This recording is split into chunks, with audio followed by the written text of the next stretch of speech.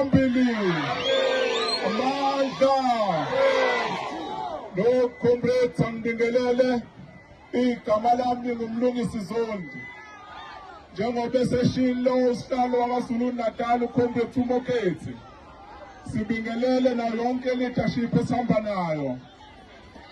Asifuni-ke ukuhamba sithula izipishi ezinde. Abantu kade befikile bafike ekseni ngo-6 ngo-7. Abantu balambile abasebenza asifuni kuzobamisa emgaqweni sikhuluma isikhathi eside.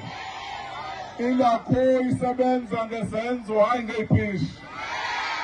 Ilakho izipishi zazo ukuthi kubonakala abantu base-South Africa beqashiwe.